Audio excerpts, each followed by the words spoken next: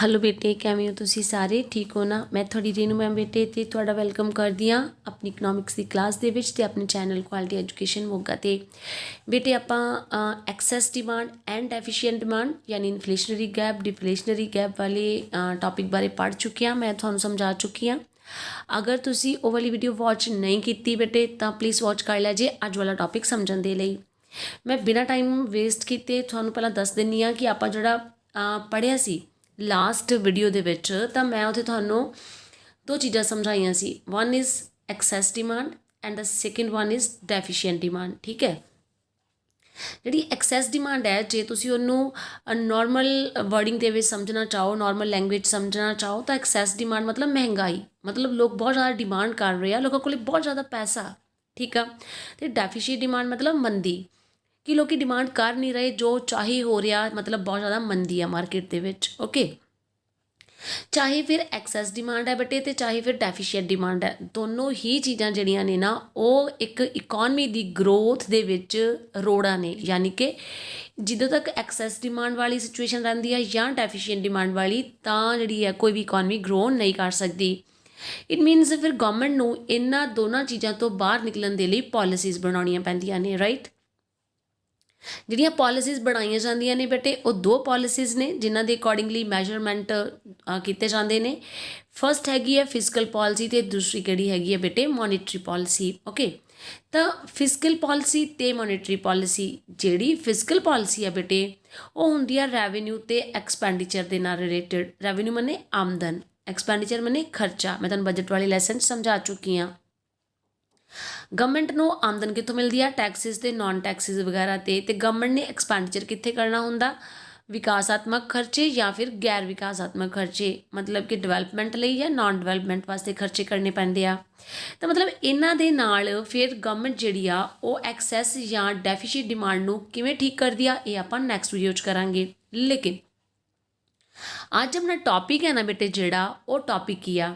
ਆਪਣਾ ਟੌਪਿਕ ਆ ਕਿ ਜਿਹੜੀ ਇਹ एक्सैस डिमांड या डेफिशिएंट डिमांड की प्रॉब्लम आ, यानी कि वध मंग या घट मंग की समस्या, तो उन्होंने ठीक करने दे लई किहड़े-किहड़े उपाय हो सकते हैं। तो जिहड़े मैजरमेंट्स आपां अज पढ़ने ने वो किहड़े ने बेटे? मॉनिटरी पॉलिसी वाले यानी मौद्रिक नीति वाले। तो मौद्रिक नीति दे विच की हुंदा, यानी मॉनिटरी पॉलिसी गवर्नमेंट की यूज़ करदी है सप्लाई ऑफ मनी, मतलब पैसा कितना मार्केट च आना चाहिए, कॉस्ट ऑफ मनी यानी कि मुद्रा की लागत मने रेट ऑफ इंटरस्ट कितनी होनी चाहिए आ, अवेलेबिलिटी ऑफ मनी लोगों के हथ में कितना पैसा होना चाहिए। क्योंकि गल तो पैसे की है ना कि लोगों के हथ च पैसा हैगा तो डिमांड करेंगे, नहीं हैगा तो नहीं करेंगे। तो असी यही सीखना है इस वीडियो दे विच कि गवर्नमेंट किहड़े-किहड़े टूल्स अपनाती है जिन्हां दे नाल जिहड़ी एक्सैस या डेफिशिएंट डिमांड नूं कंट्रोल किया जा सकता है। ओके बेटे, तो तुहानूं पता चल गया होना है कि अज आपां की पढ़न जा रहे हैं। तो चलो फिर आपां वीडियो के नैक्सट पार्ट दे विच डिटेल भी समझते हैं। लेकिन उस तो पहला अगर तुसीं चैनल सबसक्राइब नहीं किया या तुसीं फस्ट टाइम चैनल पर विजिट कर रहे हो तो बेटे प्लीज़ चैनल सबसक्राइब कर दिया जे। वीडियो नूं एंड तक वॉच करना, लाइक करना। And this topic is very very important. ये सिर्फ एग्जामिनेशन पॉइंट ऑफ व्यू तो इंपॉर्टेंट नहीं है टॉपिक, ये वैसे भी थोड़े माइंडसैट नूं वाइड करने के लिए, समझाने के लिए कि इकॉनमी दे विच की चीज़ किस तरह वर्क करती आ, गवर्नमेंट किस तरह अपने कोलों पैसा हत्थों चों लै जाती है एक तरह का, या अपने हत्थों च किस तरीके नाल दिंदी है पैसा, वो चीज़ों बारे आपां पढ़न जा रहे हैं। असी एक क्वेश्चन जिहड़ा है ना बहुत सारे तरीक़े नाल आ सकता है, मैं तुहानूं दसदी हाँ नैक्सट पार्ट दे विच। तां ओके बेटे, फिर तुसीं चैनल सबसक्राइब करो तो मैं तुहानूं करवाउणी आ मैजर्स। तुहानूं मेरी आवाज़ दे विच थोड़ी जी खराश नज़र आउंदी होनी है क्योंकि मैं बहुत अर्ली मॉर्निंग ये वीडियो बना रही हाँ। मैं कल ईवनिंग दे विच किसी रीज़न करके बना नहीं सकीगी, सो सॉरी फॉर दैट। चलो फिर आपां करदे हां मैजर्स बेटे। हाँ जी बेटे, तो मैं गल कर रही सी कि जिहड़ी मतलब एक्सैस या डेफिशिएंट डिमांड है, यानी कि मार्केट दे विच बहुत ज़्यादा मंग आ या बहुत ज़्यादा घट मंग आ, तो उन्होंने सही करने के लिए, उन्होंने कंट्रोल करने के लिए गवर्नमेंट दो तरह दी पॉलिसीज़ लैके आउंदी आ, एक मॉनिटरी पॉलिसी, एक फिजिकल पॉलिसी। जिवें कि मैं तुहानूं हुणे कहा कि फिजिकल पॉलिसी नैक्सट वीडियो च करांगे। अज आपां सिर्फ डिस्कस किहदे बारे करांगे? मॉनिटरी पॉलिसी बारे। मैं नाल ही दस रही सी कि क्वेश्चन किवें आ सकदा। तुहानूं क्वेश्चन दे विच ना मॉनिटरी पॉलिसी बारे कल्ला भी ਪੁੱਛਿਆ ਜਾ ਸਕਦਾ ਕਿ ਮੌਦਰਿਕ ਨੀਤੀ ਤੋਂ ਕੀ ਭਾਵ ਹੈ ਤੇ ਗਵਰਨਮੈਂਟ ਜਿਹੜੀ ਆ ਉਹਦੇ ਮਤਲਬ ਕਿਹੜੇ ਟੂਲਸ ਅਪਣਾਉਂਦੀ ਹੈਗੀ ਆ। ਦੂਸਰਾ ਤਰੀਕਾ ਇਹ ਵੀ ਆ ਸਕਦਾ ਘੱਟ ਮੰਗ ਨੂੰ ਸਹੀ ਕਰਨ ਦੇ ਕੀ ਉਪਾਅ ਹੈ ਜਾਂ ਵੱਧ ਮੰਗ ਨੂੰ ਸਹੀ ਕਰਨ ਦੇ ਕੀ ਉਪਾਅ ਹੈ। ਇਹ ਵੀ ਆ ਸਕਦਾ ਕਿ ਘੱਟ ਮੰਗ ਜਾਂ ਵੱਧ ਮੰਗ ਨੂੰ ਸਹੀ ਕਰਨ ਦੇ ਮੌਦਰਿਕ ਨੀਤੀ ਦੇ ਕੀ ਉਪਾਅ ਹੈ। ਮੈਂ ਤੁਹਾਨੂੰ ਡਿਸਕ੍ਰਿਪਸ਼ਨ ਬਾਕਸ ਵਿੱਚ ਜਿੰਨੇ ਵੀ ਕੁਐਸਚਨ ਇਸ ਟੌਪਿਕ 'ਚੋਂ ਬਣਦੇ ਆ ਨਾ ਮੈਂ ਤੁਹਾਨੂੰ ਸਾਰੇ ਲਿਖ ਦੂੰਗੀ। ਓਕੇ, ਤੇ ਤੁਸੀਂ ਵਰੀ ਨਾ ਕਰਿਆ ਜੇ। ਤਾਂ ਚਲੋ ਹੁਣ ਤੁਸੀਂ ਪਹਿਲਾਂ ਪ੍ਰੋਪਰਲੀ ਮੇਰੀ ਗੱਲ ਨੂੰ ਸਮਝੋ ਕਿ ਗਵਰਨਮੈਂਟ ਜਿਹੜੀ ਆ ਉਹ ਮੋਨੀਟਰੀ ਪਾਲਿਸੀ ਵਾਸਤੇ ਕਿਹੜੇ ਕਿਹੜੇ ਟੂਲਸ ਲਿਆ ਕੇ ਆਉਂਦੀ ਆ। ਦੇਖੋ, ਮੋਨੀਟਰੀ ਪਾਲਿਸੀ ਦੇ ਵਿੱਚ ਗਵਰਨਮੈਂਟ ਦੋ ਤਰ੍ਹਾਂ ਦੇ ਟੂਲਸ ਯੂਜ਼ ਕਰਦੀ ਆ। ਇੱਕ ਹੈ ਕੁਆਂਟੀਟੇਟਿਵ ਤੇ ਦੂਸਰੇ ਕੀ ਹੈ ਕੁਆਲੀਟੇਟਿਵ। ਠੀਕ ਹੈ, ਮਤਲਬ ਇਹਨਾਂ ਨੂੰ ਕਿਵੇਂ ਯੂਜ਼ ਕਰਦੀ ਆ ਇਹ ਸਮਝਣ ਤੋਂ ਪਹਿਲਾਂ ਆਪਾਂ ਨੂੰ ਇਹ ਸਮਝਣਾ ਪੈਣਾ ਹੈ ਇਹ ਟੂਲਸ ਹੁੰਦੇ ਕਿਹੜੇ ਕਿਹੜੇ ਹੈਗੇ ਆ। ਠੀਕ ਹੈ, ਵੈਸੇ ਮੈਂ ਟਰਾਈ ਕਰੂੰਗੀ ਕਿ ਤੁਹਾਨੂੰ ਨਾਲ ਦੀ ਨਾਲ ਹੀ ਸਮਝਾ ਦੇਵਾਂ, ਲੇਕਿਨ ਤੁਸੀਂ ਮਾਈਂਡ ਵਿੱਚ ਇੱਕ ਕੰਸੈਪਟ ਕਲੀਅਰ ਕਰਨਾ ਹੈ ਬਸ। ਜੇ ਤੁਹਾਡੇ ਕੰਸੈਪਟ ਸਮਝ ਆ ਗਏ ਤੁਹਾਨੂੰ ਤੁਸੀਂ ਆਪਣੇ ਆਪ ਲਿਖ ਸਕਦੇ ਹੋ। ਜਿਵੇਂ ਕਿ ਤੁਸੀਂ ਇਹ ਸਮਝਣਾ ਕਿ ਐਕਸੈਸ ਡਿਮਾਂਡ ਦਾ ਮਤਲਬ ਹੈ ਲੋਕਾਂ ਦੇ ਹੱਥ ਵਿੱਚ ਬਹੁਤ ਜ਼ਿਆਦਾ ਪੈਸਾ ਹੈ ਅਤੇ ਉਹ ਬਹੁਤ ਜ਼ਿਆਦਾ ਮੰਗ ਕਰ ਰਹੇ ਆ ਅਤੇ ਗਵਰਨਮੈਂਟ ਨੇ ਉਹਨਾਂ ਕੋਲੋਂ ਪੈਸਾ ਲੈਣਾ ਹੈ। ਠੀਕ ਹੈ, ਤਾਂ ਉਹ ਕੀ ਤਰੀਕੇ ਅਪਣਾਊਗੀ। ਡੈਫੀਸ਼ੀਟ ਡਿਮਾਂਡਸ ਤੁਸੀਂ ਇਹ ਸਮਝਣਾ ਹੈ ਕਿ ਲੋਕੀ ਬਹੁਤ ਘੱਟ ਮੰਗ ਕਰ ਰਹੇ ਆ, ਲੋਕਾਂ ਕੋਲੇ ਪੈਸਾ ਨਹੀਂ ਆ, ਤਾਂ ਗਵਰਨਮੈਂਟ ਜਿਹੜੀ ਆ ਉਹਨਾਂ ਦੇ ਹੱਥਾਂ 'ਚ ਪੈਸਾ ਕਿਵੇਂ ਪਹੁੰਚਾਊਗੀ ਅਤੇ ਉਹਨਾਂ ਨੂੰ ਕਿਵੇਂ ਮੰਗ ਕਰਨ ਲਈ ਪ੍ਰੇਰਿਤ ਕਰੂਗੀ। ਠੀਕ ਹੈ, ਜਦੋਂ ਤੁਸੀਂ ਇਸ ਚੀਜ਼ ਨੂੰ ਆਪਣੇ ਮਾਈਂਡ ਵਿੱਚ ਰੱਖ ਲਓਗੇ ਤਾਂ ਤੁਸੀਂ ਟੂਲਸ ਨੂੰ ਖੁਦ ਬ ਖੁਦ ਇਸਤੇਮਾਲ ਕਰਨਾ ਲੱਗ ਜਾਓਗੇ। ਠੀਕ ਹੈ, ਚਲੋ ਤਾਂ ਪਹਿਲਾਂ ਆਪਾਂ ਕਰਦੇ ਹਾਂ ਫਿਰ ਮੋਨੀਟਰੀ ਪਾਲਿਸੀ ਦੇ ਕੁਆਂਟੀਟੇਟਿਵ ਮੈਜਰਸ। ਜਿਹੜਾ ਵੀ ਇਹਦਾ ਮੀਨਿੰਗ ਹੈ ਮੋਨੀਟਰੀ ਪਾਲਿਸੀ ਦਾ ਜਾਂ ਡੈਫੀਨੇਸ਼ਨ ਹੈ ਤੁਸੀਂ ਆਪਣੀ ਬੁੱਕ ਦੇ ਵਿੱਚੋਂ ਕਰ ਲੈਣਾ। ਮੈਂ ਰੀਡ ਨਹੀਂ ਕਰਨਾ ਚਾਹੁੰਦੀ ਕਿਉਂਕਿ ਮੈਂ ਰੀਡ ਹੀ ਕਰਨੀ ਹੈ, ਇਸ ਕਰਕੇ ਮੈਂ ਸੋਚੀ ਤੁਸੀਂ ਖੁਦ ਬ ਖੁਦ ਕਰ ਲਓਗੇ। ਮੈਂ ਤੁਹਾਨੂੰ ਸਿਰਫ ਸਮਝਾਉਣ ਵਾਲਾ ਟੌਪਿਕ ਕਰਨ ਜਾ ਰਹੀ ਹਾਂ, monetary policy, quantitative measures and qualitative measures. Okay, ਤਾਂ ਕੁਆਂਟੀਟੇਟਿਵ ਇੰਸਟਰੂਮੈਂਟਸ ਜਾਂ ਕੁਆਲੀਟੇਟਿਵ ਇੰਸਟਰੂਮੈਂਟ। ਕੁਆਂਟੀਟੇਟਿਵ ਕਿਹੜੇ ਆ, ਇੱਥੇ ਲਿਖਿਆ ਕੀ ਹੋਇਆ, ਇੱਕ ਲਿਖਿਆ ਹੋਇਆ ਬੈਂਕ ਦਰ। ਇਹ ਸਾਰੇ ਕੁਐਸਚਨ ਸ਼ਾਰਟ ਕੁਐਸਚਨ 'ਚ ਆ ਸਕਦੇ ਨੇ, 1 ਮਾਰਕ 'ਚ ਵੀ 2 ਮਾਰਕ 'ਚ ਵੀ ਆ ਸਕਦੇ ਨੇ, ਤਾਂ ਧਿਆਨ ਰੱਖਿਆ ਜੀ। ਬੈਂਕ ਦਰ, ਖੁੱਲ੍ਹੇ ਬਾਜ਼ਾਰ ਦੀਆਂ ਕਿਰਿਆਵਾਂ, open market operations, repo rate, reverse repo rate ਯਾਨੀ ਵਿਪਰੀਤ ਦਰ, ਨਗਦ ਨਿਧੀ ਅਨੁਪਾਤ, ਕੈਸ਼ ਰਿਜ਼ਰਵ ਰੇਸ਼ੋ, ਵਿਧਾਨਿਕ ਤਰਲਤਾ ਅਨੁਪਾਤ ਜਿਹੜਾ ਹੈ, ਲਿਕੁਇਡਿਟੀ ਰੇਸ਼ੋ। ਠੀਕ ਹੈ, ਆਪਾਂ ਪਹਿਲਾਂ ਇਹਨਾਂ ਸਾਰਿਆਂ ਬਾਰੇ ਪੜ੍ਹਾਂਗੇ। ਮੈਂ ਸਿਰਫ ਅੱਜ ਦੀ ਵੀਡੀਓ ਦੇ ਵਿੱਚ ਕੁਆਂਟੀਟੇਟਿਵ ਇੰਸਟਰੂਮੈਂਟਸ ਕਰਵਾਉਂਗੀ, ਨਾਟ ਕੁਆਲੀਟੇਟਿਵ। ਜੇ ਮੈਂ ਕੁਆਲੀਟੇਟਿਵ ਵੀ ਅੱਜ ਕਰਵਾ ਦਿੱਤੇ ਤਾਂ ਵੀਡੀਓ ਲੰਬੀ ਹੋ ਜੂਗੀ ਤੇ ਤੁਸੀਂ ਵਾਚ ਨਹੀਂ ਕਰਨੀ। ਚਲੋ ਪਹਿਲਾਂ ਆਪਾਂ ਕਰਦੇ ਹਾਂ ਕੁਆਂਟੀਟੇਟਿਵ ਮੈਜਰਸ ਕਿਹੜੇ ਕਿਹੜੇ ਆ ਬੇਟੇ। ਹਾਂਜੀ, ਤਾਂ ਸਭ ਤੋਂ ਪਹਿਲਾਂ ਆ ਜਾਂਦਾ ਹੈ ਕੁਆਂਟੀਟੇਟਿਵ ਦੇ ਵਿੱਚ ਬੈਂਕ ਰੇਟ। ਮੈਂ ਤੁਹਾਨੂੰ ਕਿਹਾ ਕਿ ਪਹਿਲਾਂ ਆਪਾਂ ਸਿਰਫ ਇਹਨਾਂ ਦੇ ਮੀਨਿੰਗਸ ਪੜ੍ਹਾਂਗੇ, ਉਸ ਤੋਂ ਬਾਅਦ ਇਹਨਾਂ ਨੂੰ ਯੂਜ਼ ਕਿਵੇਂ ਕਰਨਾ ਉਹ ਪੜ੍ਹਾਂਗੇ। ਬੈਂਕ ਰੇਟ ਕੀ ਚੀਜ਼ ਹੁੰਦੀ ਆ, ਦੇਖੋ ਬੈਂਕ ਰੇਟ ਅਤੇ ਰੈਪੋ ਰੇਟ ਨੂੰ ਤੁਸੀਂ ਆਲਮੋਸਟ ਸੇਮ ਚੀਜ਼ ਤਰੀਕੇ ਨਾਲ ਲੈਣਾ। ਤੁਸੀਂ ਚਾਹੋ ਤਾਂ ਇੱਕ ਹੈਡਿੰਗ ਵੀ ਬਣਾ ਸਕਦੇ ਹੋ, ਤੁਸੀਂ ਲਿਖ ਸਕਦੇ ਹੋ ਬੈਂਕ ਰੇਟ ਜਾਂ ਰੈਪੋ ਰੇਟ। ਠੀਕ ਹੈ, ਇਸ ਤਰ੍ਹਾਂ ਬਣਾ ਲੈਣਾ ਕਿਉਂਕਿ ਦੋਨੋਂ ਸੇਮ ਹੈ। ਬੈਂਕ ਦਰ ਕੀ ਹੁੰਦੀ ਆ, ਬੈਂਕ ਦਰ ਤੋਂ ਭਾਵ ਉਸ ਦਰ ਨਾਲ ਹੈ ਜਿਸ 'ਤੇ ਭਾਰਤੀ ਰਿਜ਼ਰਵ ਬੈਂਕ ਵਪਾਰਕ ਬੈਂਕ ਨੂੰ ਮੁਦਰਾ ਉਧਾਰ ਦਿੰਦਾ ਹੈ। ਮਤਲਬ ਕਿ ਜਿੰਨੇ ਵੀ ਆਪਣੇ ਕਮਰਸ਼ੀਅਲ ਬੈਂਕਸ ਹੈਗੇ ਆ, ਜਦੋਂ ਉਹਨਾਂ ਨੂੰ ਲੋੜ ਪੈਂਦੀ ਆ ਕਰਜ਼ੇ ਦੀ, ਲੋਨ ਦੀ, ਤਾਂ ਉਹ ਕਿਹਦੇ ਕੋਲੋਂ ਕਰਜ਼ਾ ਲੈਂਦੇ ਆ, RBI ਕੋਲੋਂ, ਰਿਜ਼ਰਵ ਬੈਂਕ ਆਫ ਇੰਡੀਆ ਕੋਲੋਂ। ਠੀਕ ਆ, ਤਾਂ ਜਿਹੜੀ ਦਰ 'ਤੇ ਉਹਨਾਂ ਨੂੰ ਕਰਜ਼ਾ ਮਿਲਦਾ ਹੈ, ਲੋਨ ਮਿਲਦਾ ਹੈ ਰਿਜ਼ਰਵ ਬੈਂਕ ਤੋਂ, ਉਹਨੂੰ ਕੀ ਕਹਿ ਦਿੰਦੇ ਆ, ਬੈਂਕ ਰੇਟ ਕਹਿ ਦਿੰਦੇ ਆ। ਠੀਕ ਹੈ, ਅਤੇ ਰੈਪੋ ਰੇਟ ਕਹਿ ਦਿੰਦੇ ਆ।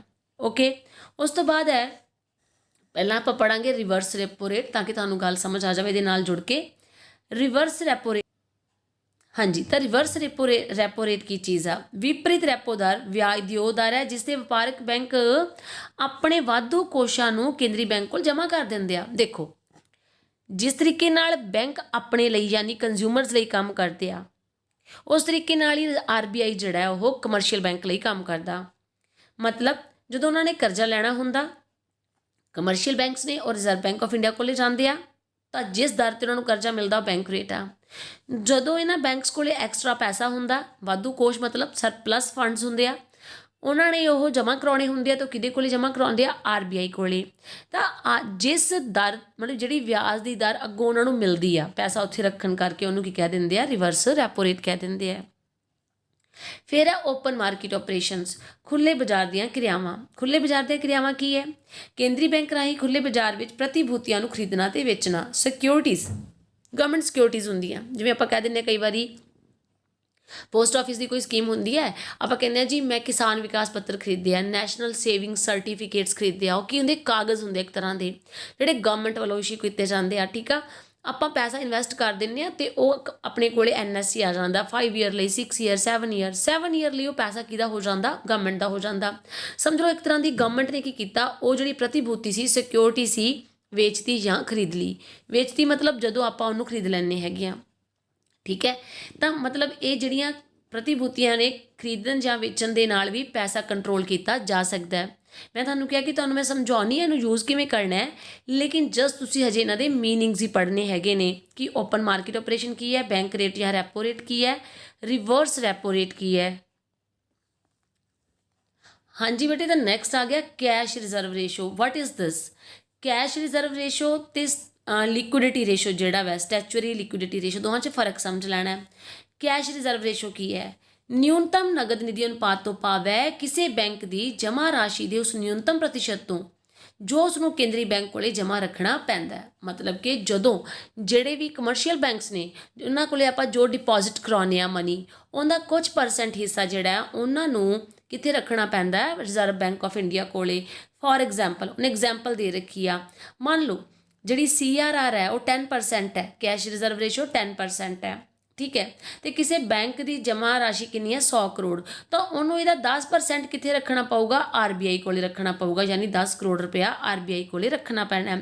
ਤਾਂ ਜਦੋਂ ਸਾਖ ਨੂੰ ਯਾਨੀ ਕਰਜ਼ੇ ਨੂੰ ਯਾਨੀ ਮਨੀ ਨੂੰ ਕੰਟਰੋਲ ਕਰਨਾ ਹੁੰਦਾ ਨਾ ਮਾਰਕੀਟ ਦੇ ਵਿੱਚ, ਇਹਨੂੰ ਵਧਾ ਜਾਂ ਘਟਾ ਕੇ ਕੰਟਰੋਲ ਕੀਤਾ ਜਾ ਸਕਦਾ ਹੈ। ਫਿਰ ਹੈ ਬੇਟੇ ਸਟੈਚੂਰੀ ਲਿਕੁਇਡਿਟੀ ਰੇਸ਼ੋ ਯਾਨੀ ਵਿਧਾਨਿਕ ਤਰਲਤਾ ਅਨੁਪਾਤ। ਤਾਂ ਹਰੇਕ ਬੈਂਕ ਨੂੰ ਆਪਣੀ ਪਰਿਸੰਪਤੀਆਂ ਦਾ ਇੱਕ ਨਿਸ਼ਚਿਤ ਅਨੁਪਾਤ ਨਗਦੀ ਜਾਂ ਤਰਲ ਸੰਪਤੀਆਂ ਦੇ ਰੂਪ 'ਚ ਰੱਖਣਾ ਪੈਂਦਾ ਹੈ। ਇਕਨੋਮਿਕਸ ਦੇ ਵਿੱਚ ਲਿਕੁਇਡ ਦਾ ਮਤਲਬ ਕੀ ਹੁੰਦਾ? ਕੈਸ਼। ਵੈਸੇ ਤੁਸੀਂ ਲਿਕੁਇਡ ਮਤਲਬ ਪਾਣੀ ਵਾਲੀ ਫਾਰਮ ਨੂੰ ਕਹਿੰਦੇ ਹੋ, ਲੇਕਿਨ ਇਕਨੋਮਿਕਸ ਦੇ ਵਿੱਚ ਲਿਕੁਇਡ ਮਤਲਬ ਕੈਸ਼। ਮਤਲਬ ਮੰਨ ਲਓ ਮੇਰੀ ਪਾਕਟ 'ਚ ਇੱਕ ATM ਹੈ ਤੇ 10,000 ਰੁਪਏ ਹੈ। ਜਿਹੜਾ 10,000 ਰੁਪਇਆ ਉਹ ਮੇਰੀ ਲਿਕੁਇਡ ਮਨੀ ਹੈਗੀ ਹੈ, ਠੀਕ ਹੈ, ATM ਨਾਟ। ਮੇਰੀ ਜੇਬ ਦੇ ਵਿੱਚ ਭਾਵੇਂ 1 ਤੋਲਾ ਗੋਲਡ ਪਿਆ ਹੋਇਆ ਹੈ, ਲੇਕਿਨ ਉਹ ਲਿਕੁਇਡ ਨਹੀਂ ਹੈਗਾ ਗਾ। ਲਿਕੁਇਡ ਸਿਰਫ ਕੈਸ਼ ਨੂੰ ਕਹਿੰਦੇ ਹੈਗੇ ਆ। ਤਾਂ ਹਰੇਕ ਬੈਂਕ ਨੂੰ ਆਪਣੀਆਂ ਪਰਿਸੰਪਤੀਆਂ ਦਾ ਇੱਕ ਨਿਸ਼ਚਿਤ ਅਨੁਪਾਤ ਨਗਦੀ ਦੇ ਰੂਪ ਵਿੱਚ ਕੋਲ ਰੱਖਣਾ ਪੈਂਦਾ। ਮਤਲਬ ਹਰੇਕ ਬੈਂਕ ਆਪਦੇ ਕੋਲੇ ਕੈਸ਼ ਜ਼ਰੂਰ ਰੱਖਦਾ। ਕਦ ਲਈ ਰੱਖਦਾ? ਤਾਂ ਕਿ ਕੰਜ਼ਿਊਮਰਸ ਨੂੰ ਲੋੜ ਪੈਣ 'ਤੇ, ਕਸਟਮਰਸ ਨੂੰ ਲੋੜ ਪੈਣ 'ਤੇ ਉਹਨਾਂ ਨੂੰ ਪੈਸਾ ਜਿਹੜਾ ਦਿੱਤਾ ਜਾ ਸਕੇ।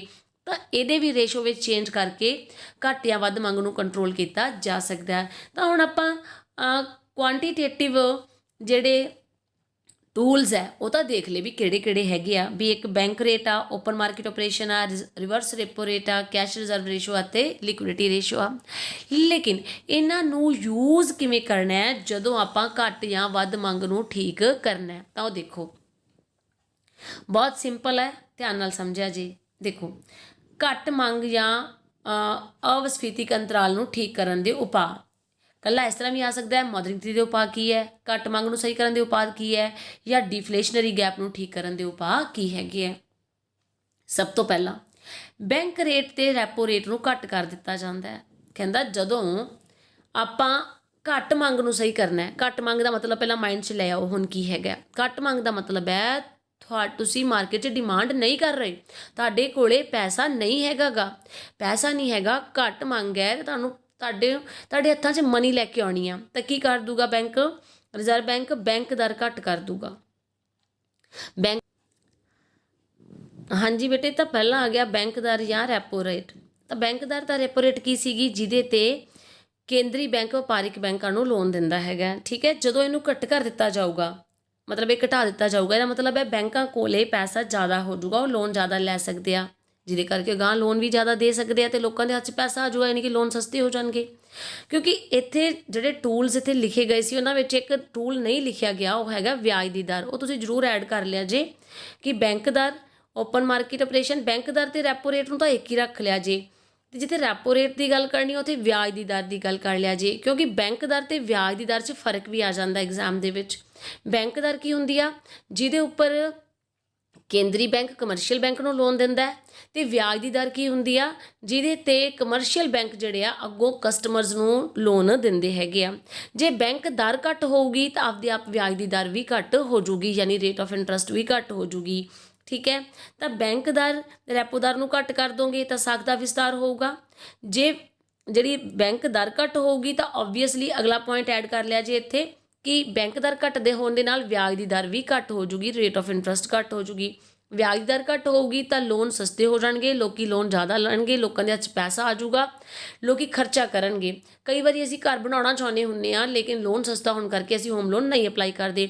ਤੁਸੀਂ ਹੁਣ ਦੇਖਿਆ ਹੋਣਾ ਕਿ ਇਹਨਾਂ ਦਿਨਾਂ ਦੇ ਵਿੱਚ ਲੋਨ ਬਹੁਤ ਜ਼ਿਆਦਾ ਸਸਤੇ ਹੋ ਚੁੱਕੇ ਆ, ਹੋਮ ਲੋਨ, ਕਿਉਂਕਿ ਪਿਛਲੇ ਸਾਰੇ ਸਾਲ ਦੇ ਵਿੱਚ ਵਿਆਜ ਮਤਲਬ ਬਹੁਤ ਘੱਟ ਡਿਮਾਂਡ ਰਹੀ ਹੈਗੀ ਆ। ਤਾਂ ਡਿਮਾਂਡ ਨੂੰ ਵਧਾਉਣ ਦੇ ਲਈ ਲੋਨ ਨੂੰ ਸਸਤਾ ਕਰ ਦਿੱਤਾ ਗਿਆ। ਉਹ ਸਸਤਾ ਕਿਵੇਂ ਹੋਇਆ? ਵਿਆਜ ਦਰ ਘਟਾਤੀ। ਵਿਆਜ ਦੀ ਦਰ ਕਿਵੇਂ ਘਟੀ? ਕਿਉਂਕਿ ਬੈਂਕ ਦਰ ਜਿਹੜੀ ਆ ਘਟਾ ਦਿੱਤੀ ਗਈ। ਬੈਂਕ ਦਰ ਘਟੀ ਤਾਂ ਵਿਆਜ ਦਰ ਘਟੂਗੀ ਤਾਂ ਲੋਨ ਸਸਤੇ ਹੋ ਜਾਣਗੇ, ਲੋਕਾਂ ਦੇ ਹੱਥ 'ਚ ਪੈਸਾ ਆਊਗਾ ਅਤੇ ਉਹ ਜਿਹੜਾ ਡਿਮਾਂਡ ਕਰਨਗੇ ਤਾਂ ਘੱਟ ਮੰਗ ਨੂੰ ਵਧਾਇਆ ਜਾ ਸਕਦਾ ਹੈ। ਉਸ ਤਰੀਕੇ ਨਾਲ ਵਿਪਰੀਤ ਰੈਪੋ ਰੇਟ ਘੱਟ ਕਰ ਦਿੱਤੀ ਜਾਂਦੀ ਹੈ। ਆਪਾਂ ਹੁਣੇ ਪੜ੍ਹਿਆ ਵਿਪਰੀਤ ਯਾਨੀ ਰਿਵਰਸ ਰੈਪੋ ਰੇਟ ਕੀ ਹੈ? ਜਿਹਦੇ ਉੱਪਰ ਕਮਰਸ਼ੀਅਲ ਬੈਂਕ ਆਪਣਾ ਫਾਲਤੂ ਪੈਸਾ ਜਿਹੜਾ ਹੈ ਉਹ ਕੇਂਦਰੀ ਬੈਂਕ ਕੋਲੇ ਰੱਖਦੇ ਆ।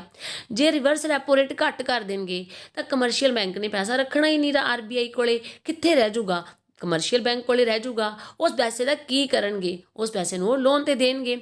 ਲੋਨ ਦੇ ਨਾਲ ਕੀ ਹੋਊਗਾ? ਲੋਕਾਂ ਦੇ ਹੱਥ 'ਚ ਪੈਸਾ ਆਊਗਾ। ਲੋਕਾਂ ਦੇ ਹੱਥ 'ਚ ਪੈਸਾ ਆਉਣ ਨਾਲ ਕੀ ਹੋਊਗਾ? ਲੋਕੀ ਖਰਚਾ ਕਰਨਗੇ। ਖਰਚਾ ਕਰਨ ਨਾਲ ਕੀ ਹੋਊਗਾ? ਘੱਟ ਮੰਗ ਠੀਕ ਕੀਤੀ ਜਾ ਸਕਦੀ ਆ। ਨੈਕਸਟ ਉਪਾਅ ਕਿਹੜਾ ਹੈ? ਕੇਂਦਰੀ ਬੈਂਕ ਖੁੱਲ੍ਹੇ ਬਾਜ਼ਾਰ ਵਿੱਚ ਪ੍ਰਤੀਭੂਤੀਆਂ ਨੂੰ ਖਰੀਦਦਾ ਹੈ।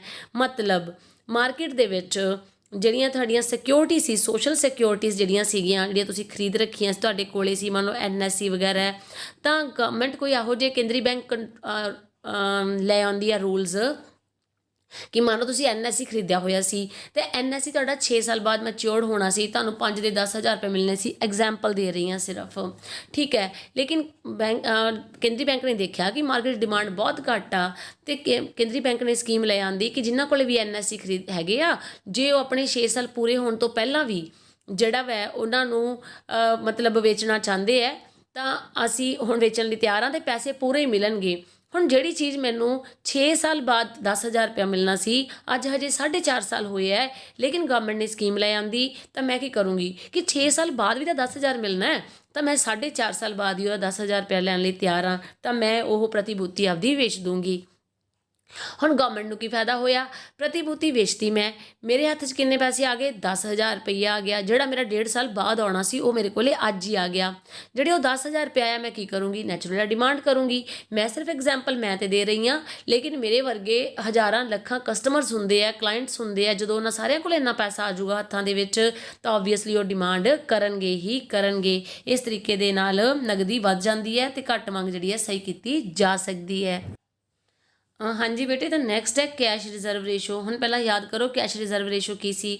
ਕੈਸ਼ ਰਿਜ਼ਰਵ ਰੇਸ਼ੋ ਸੀਗਾ ਕਿ ਕੁੱਲ ਜਮ੍ਹਾਂ ਦਾ ਉਹ ਪਰਸੈਂਟੇਜ ਜੋ ਕਮਰਸ਼ੀਅਲ ਬੈਂਕ ਨੂੰ ਕੇਂਦਰੀ ਬੈਂਕ ਕੋਲੇ ਰੱਖਣਾ ਪੈਂਦਾ ਹੈ। ਹੁਣ ਦੇਖੋ, ਜੇ ਮੰਨ ਲਓ ਘੱਟ ਮੰਗ ਨੂੰ ਸਹੀ ਕਰਨਾ ਹੈ, ਘੱਟ ਮੰਗ ਨੂੰ ਠੀਕ ਕਰਨਾ ਯਾਨੀ ਵਧਾਉਣਾ ਹੈ, ਤਾਂ ਕੀ ਕੀਤਾ ਜਾਊਗਾ? ਕੈਸ਼ ਰਿਜ਼ਰਵ ਰੇਸ਼ੋ ਜਿਹੜਾ ਹੈ ਨਾ ਉਹ ਘੱਟ ਕਰ ਦਿੱਤਾ ਜਾਊਗਾ। ਮਤਲਬ ਕੇਂਦਰੀ ਬੈਂਕ ਕਹੂਗਾ ਵਪਾਰਿਕ ਬੈਂਕ ਨੂੰ ਕਿ ਮੇਰੇ ਕੋਲੇ ਤੂੰ ਘੱਟ ਪਰਸੈਂਟੇਜ ਰੱਖ, ਤਾਂ ਕਿ ਕੇਂਦਰੀ ਵਪਾਰਿਕ ਬੈਂਕਾਂ ਕੋਲੇ ਜ਼ਿਆਦਾ ਪੈਸਾ ਬਚ ਸਕੇ, ਜਿਹਦੇ ਨਾਲ ਕੀ ਹੋਊਗਾ? ਉਹ ਜ਼ਿਆਦਾ ਲੋਨ ਦੇ ਸਕਦੇ ਨੇ, ਜਿਹਦੇ ਨਾਲ ਘੱਟ ਮੰਗ ਨੂੰ ਠੀਕ ਕੀਤਾ ਜਾ ਸਕਦਾ ਹੈ। ਫਿਰ ਆ ਗਿਆ ਲਿਕੁਇਡਿਟੀ ਰੇਸ਼ੋ। ਲਿਕੁਇਡਿਟੀ ਰੇਸ਼ੋ ਕੀ ਹੁੰਦਾ? ਉਹ ਵਾਲਾ ਪਰਸੈਂਟੇਜ ਜਿਹੜੀ ਇੱਕ ਕਮਰਸ਼ੀਅਲ ਬੈਂਕਸ ਨੂੰ ਆਪਦੇ ਕੋਲੇ ਕੁਝ ਅਨੁਪਾਤ ਰੱਖਣਾ ਪੈਂਦਾ ਹੈ, ਤਾਂ ਕੇਂਦਰੀ ਬੈਂਕ ਉਹ ਵੀ ਕਹਿ ਦੂਗਾ, ਉਹਨਾਂ ਨੂੰ ਇੰਸਟਰਕਸ਼ਨ ਦਊਗਾ ਵਪਾਰਿਕ ਬੈਂਕਾਂ ਨੂੰ ਕਿ ਤੁਸੀਂ ਜਿਹੜਾ ਇਹ ਰੇਸ਼ੋ ਹੈ ਨਾ ਇਹ ਘਟਾ ਦਿਓ। ਘਟਾਉਣ ਦੇ ਨਾਲ ਕੀ ਹੋਊਗਾ? ਉਹਨਾਂ ਕੋਲੇ ਲੋਨ ਦੇਣ ਵਾਸਤੇ ਜ਼ਿਆਦਾ ਪੈਸੇ ਬਚ ਜਾਣਗੇ ਅਤੇ ਇਸ ਤਰੀਕੇ ਨਾਲ ਘੱਟ ਮੰਗ ਨੂੰ ਠੀਕ ਕੀਤਾ ਜਾ ਸਕਦਾ ਹੈ। ਇਹਦੇ ਨਾਲ ਨਾਲ ਹੀ ਤੁਸੀਂ ਅੱਜ ਹੁਣ ਫਟਾਫਟ ਇਹ ਵੀ ਕਰ ਲਓ ਕਿ ਜੇ ਮੰਗ ਅਧਿਕ ਹੋਵੇ, ਠੀਕ ਹੈ, ਅਤੀ ਅਧਿਕ ਮੰਗ ਜਾਂ ਸਫੀਤੀਕ ਅੰਤਰਾਲ ਦੇ ਟਾਈਮ 'ਤੇ ਮੌਦਰਿਕ ਨੀਤੀ ਕਿਵੇਂ ਅਪਣਾਈ ਜਾ ਸਕਦੀ ਆ। ਜਿਨ੍ਹਾਂ ਨੇ ਮੇਰੀ ਗੱਲ ਪਿਛਲੀ ਪੂਰੀ ਧਿਆਨ ਨਾਲ ਸੁਣ ਲਈ ਆ ਉਹਨਾਂ ਲਈ ਬਹੁਤ ਈਜ਼ੀ ਆ। ਜਿਵੇਂ ਘੱਟ ਮੰਗ ਨੂੰ ਠੀਕ ਕਰਨ ਦੇ ਉਪਾਅ ਜਿਹੜੇ ਕਰਨੇ ਆ, ਅਤੀ ਅਧਿਕ ਲਈ ਪੁੱਠਾ ਕਰ ਦਿਓ, ਉਲਟਾ ਕਰ ਦਿਓ। ਉਹਦੇ 'ਚ ਮੈਂ ਕਿਹਾ ਸੀ ਬੈਂਕ ਦਰ ਤੇ ਰੈਪੋ ਰੇਟ 'ਚ ਕਮੀ ਕਰ ਦਿਓ। ਇਹਦੇ 'ਚ ਮੈਂ ਕੀ ਕਹੂੰਗੀ? ਬੈਂਕ ਦਰ ਤੇ ਰੈਪੋ ਰੇਟ 'ਚ ਵਾਧਾ ਕਰ ਦਿਓ। ਕਿਉਂ? ਜੇ ਬੈਂਕ ਦਰ ਵਧਾ ਦੋਗੇ, ਰੈਪੋ ਰੇਟ ਵਧਾ ਦੋਗੇ, ਉਹਦੇ ਨਾਲ ਕੀ ਹੋ ਜਾਊਗਾ? ਵਿਆਜ ਦੀ ਦਰ ਵੀ ਵੱਧ ਜੂਗੀ ਅਤੇ ਲੋਨ ਕੀ ਹੋ ਜਾਣਗੇ? ਮਹਿੰਗੇ ਹੋ ਜਾਣਗੇ। ਲੋਨ ਮਹਿੰਗੇ ਹੋਣਗੇ ਤਾਂ ਲੋਕ ਘੱਟ ਉਧਾਰ ਲੈਣਗੇ ਅਤੇ ਪੈਸਾ ਘੱਟ ਆਊਗਾ ਲੋਕਾਂ ਕੋਲੇ ਅਤੇ ਮੰਗ ਵਿੱਚ ਆਪਣੇ ਆਪ ਹੀ ਕਮੀ ਹੋ ਜੂਗੀ। ਯਾਨੀ ਇਹਦੇ 'ਚ ਆਪਾਂ ਇਹ ਸੋਚਣਾ ਹੈ ਕਿ ਅਸੀਂ ਅਤੀ ਅਧਿਕ ਮੰਗ ਨੂੰ ਘਟਾਉਣਾ ਕਿਵੇਂ ਆ। ਫਿਰ ਆ ਗਿਆ ਵਿਪਰੀਤ ਰੈਪੋ ਰੇਟ। ਵਿਪਰੀਤ ਰੈਪੋ ਰੇਟ ਮਤਲਬ ਕੀ ਸੀਗਾ ਕਿ ਜਿਹਦੇ ਵਿੱਚ ਆਪਾਂ ਰਿਵਰਸ ਰੈਪੋ ਰੇਟ ਦੀ ਗੱਲ ਕਰਦੇ ਹਾਂ। ਰਿਵਰਸ ਰੈਪੋ ਰੇਟ ਦੇ ਵਿੱਚ ਕੀ? ਜਿਹਦੇ ਵਿੱਚ ਜਿਹੜੇ ਕਮਰਸ਼ੀਅਲ ਬੈਂਕ ਸੀਗੇ ਉਹ ਆਪਣੀ ਐਕਸੈਸ ਮਨੀ ਨੂੰ ਉੱਥੇ ਰੱਖਦੇ ਹੈਗੇ ਆ। ਜੇ ਹੁਣ ਇਹਦੇ ਨਾਲ ਕੀ ਕਰੂਗਾ ਜਿਹੜਾ RBI ਹੈ ਉਹ RBI ਸਰਪਲਸ ਫੰਡ ਰੱਖਣ ਲਈ ਪ੍ਰੇਰਿਤ ਕਰਦਾ ਕਮਰਸ਼ੀਅਲ ਬੈਂਕ ਨੂੰ ਆਪਦੇ ਕੋਲੇ, ਠੀਕ ਹੈ। ਉਹ ਉਹਨਾਂ ਦੀ ਵਿਆਜ ਜਿਹੜੀ ਦਰ ਹੈ ਵਧਾ ਦਿੰਦਾ, ਰਿਵਰਸ ਰੈਪੋ ਰੇਟ ਵਧਣ ਦੇ ਨਾਲ ਜਿਹੜੇ ਕਮਰਸ਼ੀਅਲ ਬੈਂਕ ਹੈ ਉਹ ਲੋਨ ਦੇਣ ਦੀ ਬਜਾਏ ਆਪਣਾ ਪੈਸਾ ਕਿੱਥੇ ਰੱਖਣ ਲੱਗ ਜਾਣਗੇ, ਕੇਂਦਰੀ ਬੈਂਕ ਕੋਲ ਰੱਖਣਗੇ, ਤਾਂ ਲੋਕਾਂ ਕੋਲੇ ਪੈਸਾ ਘੱਟ ਜਾਊਗਾ ਬੇਟੇ। ਫਿਰ ਕੀ ਆ, ਸਰਕਾਰ ਖੁੱਲ੍ਹੇ ਬਾਜ਼ਾਰਾਂ ਦੀਆਂ ਪ੍ਰਤੀਭੂਤੀਆਂ ਵੇਚਣ ਲੱਗਦੀ ਆ। ਹੁਣੇ ਮੈਂ ਤੁਹਾਨੂੰ ਕਿਹਾ ਸੀ ਕਿ ਜੇ ਮੇਰਾ NSC ਜਿਹੜਾ ਹੈ ਬਈ ਪਹਿਲਾਂ ਮੈਚਿਓਰ ਕਰ ਦਿੰਦੀ ਹੈ ਗਵਰਨਮੈਂਟ ਜਿਹੜੀ ਆ ਮਤਲਬ ਸਰਕਾਰ ਹੈ, ਲੇਕਿਨ ਜੇ ਸਰਕਾਰ ਇਹ ਚਾਹੁੰਦੀ ਆ ਮੈਂ ਅਤੀ ਅਧਿਕ ਮੰਗ ਨੂੰ ਕੰਟਰੋਲ ਕਰਨਾ, ਲੋਕਾਂ ਦੇ ਹੱਥ ਵਿੱਚ ਜ਼ਿਆਦਾ ਪੈਸਾ ਨਾ ਰਵੇ, ਲੋਕਾਂ ਦੇ ਹੱਥ ਵਾਲਾ ਪੈਸਾ ਉਹ ਸਰਕਾਰ ਲੈਣਾ ਚਾਹੁੰਦੀ ਆ। ਸਿੱਧਾ ਕੋਈ ਆਪਾਂ ਨੂੰ ਕਵੇ ਕਿ ਵੀ ਤੇਰੇ ਕੋਲੇ ਲੱਖ ਰੁਪਈਆ ਮੈਨੂੰ ਦੇ ਦੇ, ਕੋਈ ਵੀ ਦਊਗਾ ਨਹੀਂ ਸਰਕਾਰ ਨੂੰ, ਲੇਕਿਨ ਗਵਰਨਮੈਂਟ ਇਹੋ ਜਿਹੀਆਂ ਸਕੀਮਾਂ ਕੱਢ ਕੇ ਲੈ ਆਉਂਦੀ ਆ ਕਿ ਜੇ ਤੁਸੀਂ ਅੱਜ ਇੰਨੇ ਪੈਸੇ ਜਮ੍ਹਾਂ ਕਰਾਓਗੇ ਤਾਂ ਤੁਹਾਨੂੰ ਇੰਨੀ ਛੇਤੀ ਆਹ ਮਿਲੂਗਾ। ਤਾਂ ਇਹਨੂੰ ਖੁੱਲ੍ਹੇ ਬਾਜ਼ਾਰ 'ਚ ਪ੍ਰਤੀਭੂਤੀਆਂ ਵੇਚਣ ਨੂੰ ਕਹਿੰਦੇ ਆ, ਸਿਕਿਉਰਿਟੀਜ਼ ਵੇਚਣ ਨੂੰ ਕਹਿੰਦੇ ਆ। ਜਦੋਂ ਗਵਰਨਮੈਂਟ ਸਿਕਿਉਰਿਟੀਜ਼ ਵੇਚਦੀ ਹੈ ਤਾਂ ਆਪਣਾ ਪੈਸਾ ਕਿਹਦੇ ਕੋਲੇ ਚਲਾ ਜਾਂਦਾ ਹੈ, ਗਵਰਨਮੈਂਟ ਕੋਲੇ ਚਲਾ ਜਾਂਦਾ, ਠੀਕ ਹੈ, ਮਤਲਬ ਬੈਂਕ ਕੋਲੇ ਚਲਾ ਜਾਂਦਾ ਹੈ। ਤਾਂ ਆਪਣੀ ਖਰੀਦ ਸ਼ਕਤੀ ਕੀ ਹੋ ਜਾਂਦੀ ਆ, ਘੱਟ ਹੋ ਜਾਂਦੀ ਆ, ਜਿਹਦੇ ਨਾਲ ਆਪਾਂ ਜਿਹੜੀ ਡਿਮਾਂਡ ਹੈ ਘੱਟ ਕਰਦੇ ਹੈਗੇ ਆ। ਕੈਸ਼ ਰਿਜ਼ਰਵ ਰੇਸ਼ੋ ਨੂੰ ਵਧਾ ਦਿੱਤਾ ਜਾਂਦਾ ਹੈ। ਕੈਸ਼ ਰਿਜ਼ਰਵ ਰੇਸ਼ੋ ਜਾਂ ਤਾਂ ਹੁਣ ਹੋ ਹੀ ਗਿਆ ਹੋਣਾ ਕੁੱਲ ਜਮ੍ਹਾਂ ਦਾ ਉਹ ਪਰਸੈਂਟੇਜ ਜਿਹੜਾ ਕਮਰਸ਼ੀਅਲ ਬੈਂਕ ਨੇ ਕਿੱਥੇ ਰੱਖਣਾ ਹੁੰਦਾ, ਕੇਂਦਰੀ ਬੈਂਕ ਕੋਲੇ ਰੱਖਣਾ ਹੁੰਦਾ। ਜਦੋਂ ਕੇਂਦਰੀ ਬੈਂਕ ਇਹ ਚਾਹੁੰਦਾ ਹੈ ਕਿ ਲੋਕਾਂ ਨੂੰ ਜ਼ਿਆਦਾ ਲੋਨ ਨਾ ਦਿੱਤਾ ਜਾਵੇ, ਲੋਕਾਂ ਦੇ ਹੱਥ 'ਚ ਪੈਸਾ ਨਾ ਆਵੇ, ਡਿਮਾਂਡ ਘਟਾਉਣੀ ਆ, ਤਾਂ ਉਹ ਕੈਸ਼ ਰਿਜ਼ਰਵ ਰੇਸ਼ੋ ਨੂੰ ਵਧਾ ਦਿੰਦਾ। ਉਹ ਹੁਣ ਕੇਂਦਰੀ ਬੈਂਕਾਂ ਨੂੰ ਕਮਰਸ਼ੀਅਲ ਬੈਂਕਾਂ ਨੂੰ ਕਹਿੰਦਾ ਤੁਸੀਂ 10% ਨਹੀਂ ਰੱਖਣਾ ਮੇਰੇ ਕੋਲੇ, 20 ਰੱਖਣਾ, 25 ਰੱਖਣਾ, 30 ਰੱਖਣਾ। ਜਦੋਂ ਪਰਸੈਂਟੇਜ ਵੱਧ ਜਾਂਦੀ ਹੈ ਤਾਂ ਕਮਰਸ਼ੀਅਲ ਬੈਂਕ ਨੂੰ ਆਪਣੇ ਕੁੱਲ ਜਮ੍ਹਾਂ ਦਾ ਜ਼ਿਆਦਾ ਹਿੱਸਾ ਕੇਂਦਰੀ ਬੈਂਕ ਕੋਲ ਰੱਖਣਾ ਪੈਂਦਾ। ਇਸ ਕਰਕੇ ਉਹਨਾਂ ਕੋਲੇ ਲੋਨ ਦੇਣ ਲਈ ਪੈਸੇ ਘੱਟ ਜਾਂਦੇ ਨੇ, ਜਿਹਦੇ ਕਰਕੇ ਆਪੇ ਹੀ ਲੋਨ ਮਹਿੰਗੇ ਹੋ ਜਾਣਗੇ ਅਤੇ ਮਨੀ ਦੀ ਅਵੇਲੇਬਿਲਿਟੀ ਘੱਟ ਹੋ ਜੂਗੀ ਅਤੇ ਡਿਮਾਂਡ ਖੁਦ ਬ ਖੁਦ ਹੀ ਘੱਟ ਹੋ ਜੂਗੀ।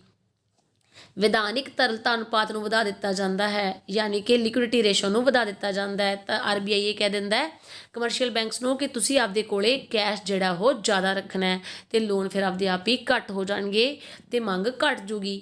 ਜਿਨ੍ਹਾਂ ਨੇ ਘੱਟ ਮੰਗ ਵਾਲਾ ਸਮਝ ਲਿਆ ਸੀ ਉਹਨਾਂ ਨੂੰ ਵੱਧ ਮੰਗ ਵਾਲਾ ਬਹੁਤ ਸੌਖਾ ਲੱਗਣਾ। ਤੁਸੀਂ ਉਲਟਾ ਕਰਨਾ, ਜਦੋਂ ਤੁਸੀਂ ਜਿੱਥੇ ਬੈਂਕ ਦਰ ਘਟਾਉਣੀ ਸੀ ਇਹਦੇ ਵਿੱਚ ਕੀ ਕਰਨਾ, ਬੈਂਕ ਦਰ ਵਧਾ ਦੇਣੀ ਆ, ਠੀਕ ਆ। ਉਹਦੇ ਵਿੱਚ ਸੀਗਾ ਪ੍ਰਤੀਭੂਤੀਆਂ ਨੂੰ ਖਰੀਦਣਾ, ਇਹਦੇ 'ਚ ਕੀ ਹੈ ਪ੍ਰਤੀਭੂਤੀਆਂ ਨੂੰ ਵੇਚ ਦੇਣਾ। ਤਾਂ ਜਿਹੜੇ ਮੈਜਰਮੈਂਟ ਮੈਂ ਤੁਹਾਨੂੰ ਅੱਜ ਕਰਾਏ ਨੇ ਨਾ ਬੇਟੇ, ਉਹ ਸਿਰਫ ਅਤੇ ਸਿਰਫ ਕਿਹੜੇ ਨੇ, ਉਹ ਕੁਆਲੀਟੇਟਿਵ ਨੇ, ਠੀਕ ਹੈ। ਜਿਹੜੇ ਮੈਜਰਮੈਂਟ ਮੈਂ ਤੁਹਾਨੂੰ ਅੱਜ ਕਰਾਏ ਨੇ ਨਾ ਬੇਟੇ, ਉਹ ਸਿਰਫ ਕਿਹੜੇ ਨੇ, ਕੁਆਂਟੀਟੇਟਿਵ ਨੇ, ਠੀਕ ਹੈ। ਤਾਂ ਕੁਆਲੀਟੇਟਿਵ ਜਿਹੜੇ ਮੈਜਰਸ ਨੇ ਮੈਂ ਤੁਹਾਨੂੰ ਕੱਲ੍ਹ ਕਰਵਾ ਦੂੰਗੀ ਜਾਂ ਅੱਜ ਸ਼ਾਮ ਤੱਕ ਤੁਹਾਨੂੰ ਕਰਵਾ ਦੂੰਗੀ, ਤਾਂ ਤੁਹਾਨੂੰ ਬਹੁਤ ਈਜ਼ੀ ਲੱਗੇਗਾ। ਹੋ ਸਕਦਾ ਮੈਂ ਸੁਪਰ ਫਾਸਟ ਵੇ 'ਚ ਇਹ ਵੀਡੀਓ ਬਣਾਈ ਹੈ ਬਿਕਾਜ਼ ਮੇਰੇ ਸਕੂਲ ਜਾਣ ਦਾ ਟਾਈਮ ਹੋ ਜਾਣਾ ਹੈ ਐਂਡ ਮੈਂ ਬਹੁਤ ਅਰਲੀ ਬਣਾ ਰਹੀ ਹਾਂ। I have lots of work to do, but ਮੈਂ ਚਾਹੁੰਦੀ ਹਾਂ ਕਿ ਤੁਹਾਡਾ ਲੋਸ ਨਾ ਹੋਵੇ, ਦੈਟਸ ਵਾਈ। ਓਕੇ ਬੇਟੇ, bye bye, take care, bless you, ਪੜ੍ਹਦੇ ਰਹੋ, ਖੁਸ਼ ਰਹੋ। ਅਤੇ ਡਿਸਕ੍ਰਿਪਸ਼ਨ ਦੇ ਵਿੱਚ ਜਿੰਨੇ ਵੀ ਕੁਐਸਚਨਸ ਬਣਦੇ ਨੇ ਸ਼ਾਰਟ, ਵੈਰੀ ਸ਼ਾਰਟ ਜਾਂ ਲੌਂਗ ਤੁਹਾਨੂੰ ਮਿਲ ਜਾਣਗੇ। Bye bye.